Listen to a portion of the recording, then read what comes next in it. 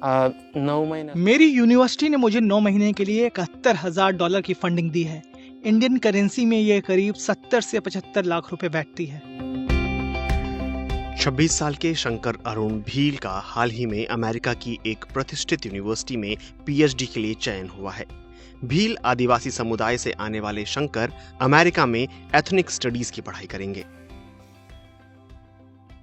मेरी यूनिवर्सिटी यानी university of California San Diego में है। वहीं मैं एथनिक स्टडीज में पीएचडी करूंगा। पहले 9 महीनों के लिए मुझे फेलोशिप मिली है। इसके बाद दूसरे साल से मुझे यूनिवर्सिटी में काम करना होगा। पहले 2 साल कोर्स वर्क होगा, उसके बाद एग्जाम और फिर रिसर्च का काम होगा।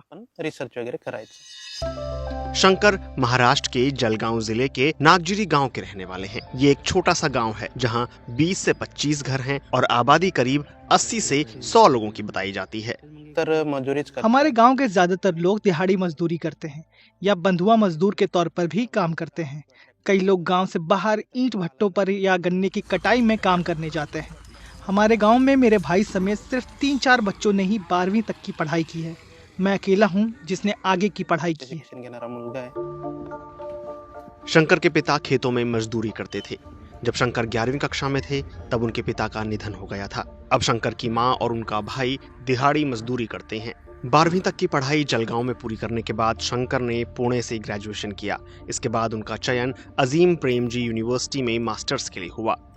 पढ़ाई के दौरान ही उन्हें बहुजन इकोनॉमिक्स ग्रुप के बारे में पता चला, जिसके बाद उन्होंने पीएचडी की तैयारी की। एक दोस्त ने मुझे बहुजन इकोनॉमिक्स के नाम से एक प्लेटफॉर्म के बारे में बताया जो मेंटरशिप देता है। उनके जरिए कई छात्र विदेश में पढ़ाई कर रहे हैं। वहीं से मुझे एक गाइड मिला जिसने मुझे आगे और मार्गदर्शन किया। शंकर की रिसर्च इस बात पर केंद्रित होगी कि किस तरह आदिवासी जमीन गैर आदिवासियों के हाथों में चली गई। हमारे भील समुदाय की जमीन बहुत छोटी छोटी वजहों से चली गई। कभी 5-10 रुपए के लिए, कभी 1,000 रुपए का कर्ज लेने पर और कभी 10,000 रुपए के लिए लोगों की जमीन ले ली गई। मेरी दादी की जमीन चली गई। मेरी माँ की पैतृक जमीन भी इसी तरह चली गई। मैं ये समझना चाहता हूँ कि ये जमीन गैर आदिवासियों के पास कैसे गई, इसकी प्रक्रिया क्या थी, दबाव कैसे बनाया गया और इसमें सरकार की कोई भूमिका थी या नहीं। शंकर कहते हैं कि उनके अब तक के सफर में उनकी माँ का सबसे बड़ा योगदान रहा है। मेरे पिता शराब पीते थे। मेरी माँ ने बहुत दुख झेले हैं। मेरी कामयाबी में सबसे बड़ा योगदान उन्हीं का है, क्योंकि उन्होंने हर हाल में हिम्मत नहीं हारी। सिंधुबाई भील के 5 बच्चे हैं। उन्होंने दिहाड़ी मजदूरी करके शंकर को पाला। जब वो अपने बेटे की कामयाबी की बात करती हैं तो भावुक हो जाती हैं। हालात चाहे कितने भी खराब रहे हों, मैं चाहती थी कि मेरे बच्चे पढ़ें।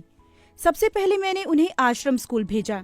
उस वक्त मैं रोज सिर्फ 25 रुपए कमाती थी। आज मेरा बेटा विदेश जा रहा है।